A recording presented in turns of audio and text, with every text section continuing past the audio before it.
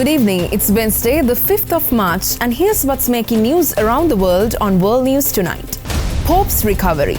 Pope Francis no longer needs ventilator, now receiving supplemental oxygen. Scam crackdown. Thailand arrests 100 nationals in Cambodia-based fraud operation. Pancake dash. London runners in costumes race with frying pans for Shrove Tuesday.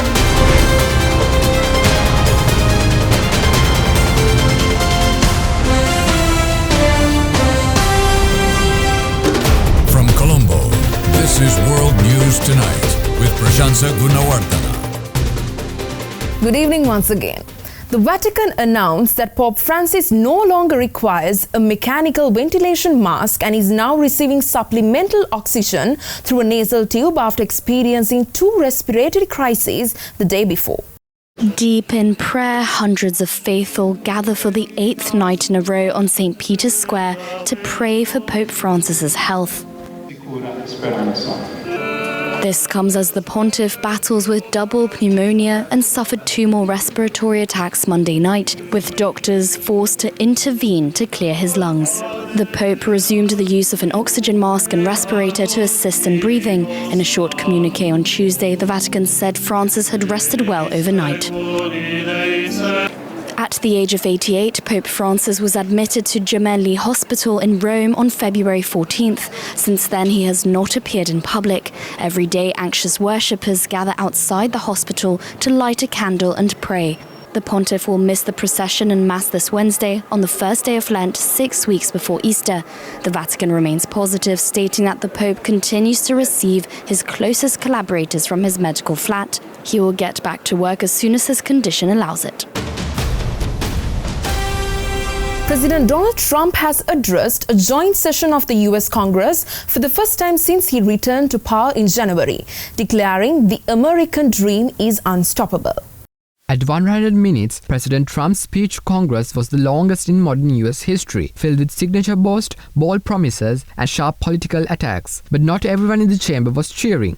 About half of the Democratic lawmakers walked out mid-speech, holding protest signs that read "No King" and "This is not normal." A Texas congressman was even removed from the chamber after refusing to sit down.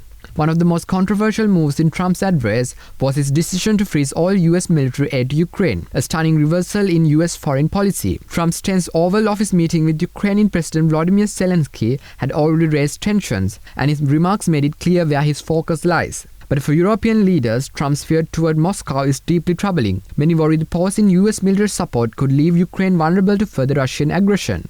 Domestically, Trump's sweeping economic plans raised eyebrows. He touted a crackdown on garment waste, crediting billionaire Elon Musk for uncovering fraud and leading the charge to eliminate more than 100,000 garment jobs. He also reaffirmed his commitment to trade wars, vowing to impose even tougher tariffs on foreign imports. As Trump wrapped up his speech, he called on Congress to pass a $4.5 trillion tax cut and a spending plan, despite concerns about ballooning federal debt. With Congress needing to raise the debt ceiling later this year, the battle over America's economic future is just beginning.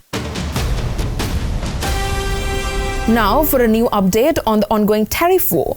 US President Donald Trump's new 25% tariffs on imports from Mexico and Canada took effect along with fresh duties on Chinese goods, sparking trade wars that could slam economic growth and raise prices for Americans still smarting from years of high inflation.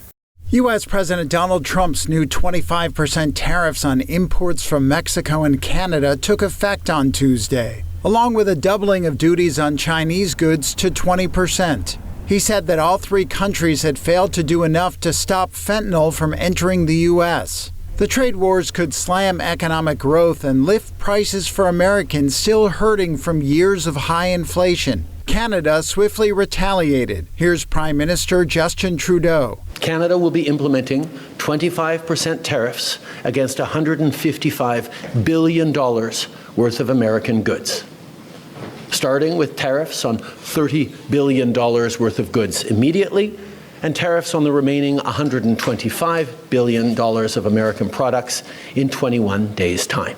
Now, it's not in my habit to agree with the Wall Street Journal, but Donald, they point out that even though you're a very smart guy, this is a very dumb thing to do. Mexican President Claudia Sheinbaum said she would unveil her response this weekend. Por ello, hemos decidido responder Therefore, we have decided to respond with tariff and non-tariff measures that I will announce in a public square next Sunday.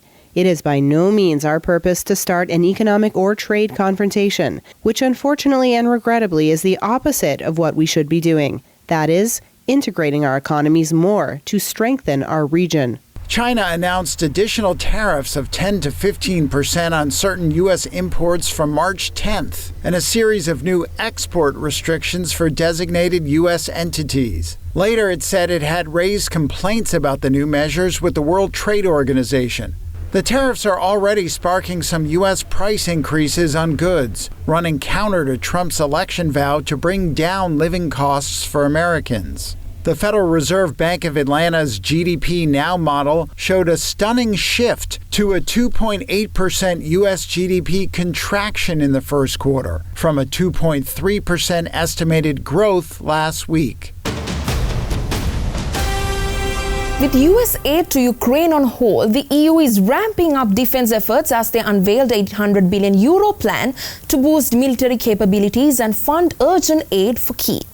The European Commission President introduced the Rearm Europe plan, which would allow all European countries to access a fund worth $840 billion for defense in the coming years.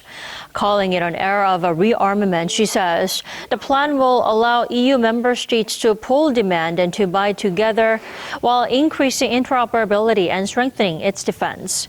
The announcement comes as EU leaders are set to meet in Brussels on Thursday, where they'll discuss a defense package for Europe and Ukraine. Following a contentious Oval Office meeting, the Trump administration and Ukraine are now poised to finalize the minerals agreement. The previous meeting, intended to cement the deal, ended up abruptly without resolution. After a fiery blow-up in the Oval Office last week, U.S. President Donald Trump and Ukrainian President Volodymyr Zelensky are reportedly preparing to sign a minerals deal between their two countries. That's according to 4 sources familiar with the situation. 3 of them said that Trump was planning to announce the agreement in his address to Congress Tuesday evening. But they also cautioned that the deal hasn't been signed yet and that things could change. The deal would signal something of an improvement from the disastrous meeting last Friday. If you didn't have our military equipment, this war would have been over in 2 weeks. In 3 days. I heard it from Putin. In 3 days. That ended with Zelensky's visit to the White House cut short. On Tuesday, the Ukrainian leader posted on social media that Ukraine was ready to sign the deal and called the Oval Office meeting, quote, regrettable. Let's take a short commercial break. More world news on the other side.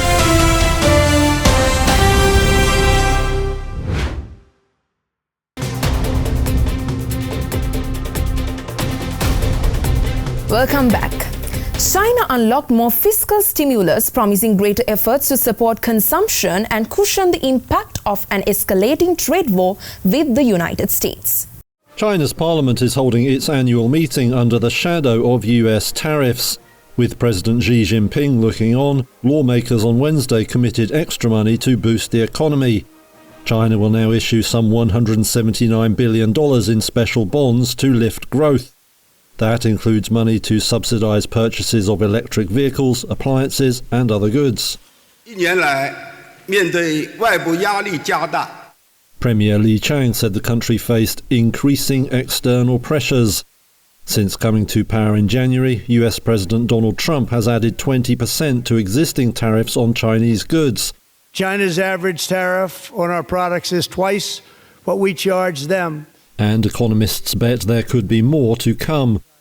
China on Tuesday shot back with its own duties on US exports, and the mounting trade war has put pressure on Beijing to take new stimulus measures. China also faces headwinds including weak household spending and a debt-laden property sector. Even so, Li said the country would set the same growth target as last year. Since the pandemic, China has bet on what it calls new productive forces, pouring money into things like advanced manufacturing. But economists have urged Beijing to do more to reduce the country's dependence on exports. On Wednesday, Li said the government would take steps to boost household spending, currently far below the global average. However, he offered no timeline for the measures. Heading over to Thailand now. Thailand's police detained 100 people of their alleged involvement in a scam center in Cambodia. Its first arrest of Thai nationals in a regional crackdown on massive fraud operations. In a coordinated effort to combat organized crime, Thai and Cambodian police raided a scam center in the border town of Phoi Phet, arresting 100 individuals and issuing warrants for 2 alleged Chinese gang leaders. Authorities say these centers, which have been operating for years along the borders with Myanmar and Cambodia, are part of a massive transnational criminal network. The sophisticated schemes use call center scams, impersonation of government officials, and fake investment opportunities to trick unsuspecting victims into transferring funds. Since 2022, Thai authorities estimate that over 80 billion baht, more than $2.3 billion, has been stolen from victims. Authorities say the syndicates behind these operations have trafficked thousands of people, forcing them to work in fraudulent call centers under inhumane conditions. Efforts to rescue trafficked workers have intensified. Myanmar recently transferred 260 rescued victims to Thai authorities as part of an ongoing effort to repatriate over 7,000 individuals from more than 20 nationalities, mostly Chinese. Now, Thailand is considering drastic measures to curb the problem. Thai Prime Minister has ordered a study on building a border wall with Cambodia to prevent illegal crossings to combat illicit activities. Staying in the region, Russian President Vladimir Putin held talks with the head of Myanmar's military government, who seeks to cement cooperation with Moscow as he faces isolation and sanctions from the West. The talks at the Kremlin on Tuesday marked Senior General Min Aung Hlaing's 4th visit to Russia since Myanmar's military seized power in February 2021, ousting the democratically elected government of Aung San Suu Kyi. During the meeting, Putin highlighted the increase in trade with Myanmar's military government and emphasized close cooperation on the international stage. Russia, alongside China, remains a key supporter and arms supplier to Myanmar's military government. Min Aung Hlaing, in return, expressed his open support for Russia's military operations in Ukraine. Meanwhile, according to Russia's TASS news agency, Myanmar officials have been invited to attend Moscow's Victory Day parade on May 9th. Heading over to the Middle East now. Arab leaders meeting in Cairo are expected to endorse a counter-proposal rejecting US President Donald Trump's plan to depopulate Gaza and turn it into a beach destination. The goal for these Arab leaders as they gather in Cairo is to propose a viable alternative to Donald Trump's plan for Gaza, which suggested that its roughly 2 million residents be resettled in other, mostly neighboring countries. At the center of discussions will be Egypt's vision, a $53 billion plan to rebuild the devastated enclave over 5 years that would guarantee that the Palestinians remain on their land. A draft of the plan says it would take place in 3 stages. An early recovery phase to last 6 months, which would focus on clearing the enclave of unexploded ordnance and debris, while the 1.5 million displaced people would be moved to temporary housing units within Gaza. Followed by 2 reconstruction phases to last 4.5 years, starting with rebuilding essential infrastructure and permanent housing. On who will run Gaza after the conflict, the draft proposes that Hamas would cede power to an interim administration. Israel, however, has objected to any role for the Palestinian Authority or Hamas in the territory. As for who will fund the reconstruction of an enclave that's been reduced to rubble, the plan proposes creating an internationally supervised trust fund. Any proposal would require the backing of oil-rich Gulf Arab states, such as the United Arab Emirates and Saudi Arabia, who sent their foreign ministers to head their delegations in Cairo. Let's take a short commercial break. More world news on the other side.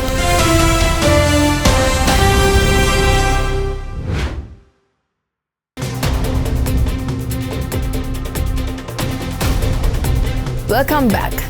Dolly Parton's family and friends, along with her many fans, are mourning the death of her husband after the country music superstar announced her husband's passing. Dolly Parton is mourning the passing of her husband of nearly 60 years, Carl Dean. This is a photo of them during the early days of their marriage. And here he is in a rare photo taken in 2019. Carl and I spent many wonderful years together. Words can't do justice to the love we shared for over 60 years. Thank you for your prayers and sympathy, Dolly posted. She once told Johnny Carson they met at a laundromat the very day she moved to Nashville in 1964. I put my clothes in the wash machine and I got a cold drink and I was just walking along the sidewalks, just kind of looking around Nashville. So this good-looking guy went by and we met at the Wishy-Washy, and in all honesty, it's been wishy-washy ever Wishy-washy? Her mega hit Jolene was inspired by an incident where Parton says a bank teller was flirting with her husband. The great Dolly Parton and her man Carl, an enduring love story.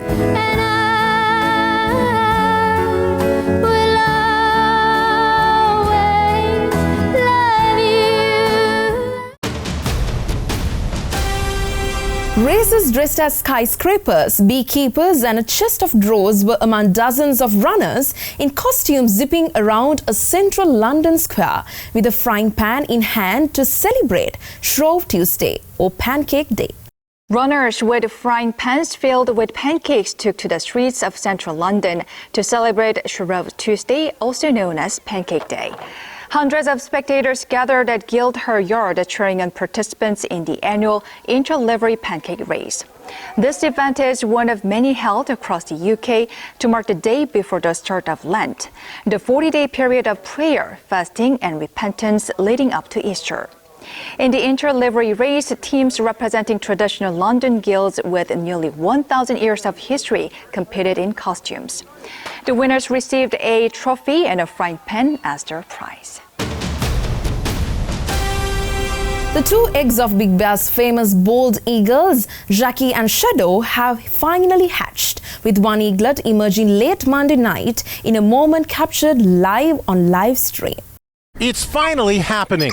The world's most famous bald eagle couple, Jackie and Shadow, are welcoming two newly hatched baby birds, with a third egg hopefully hatching soon.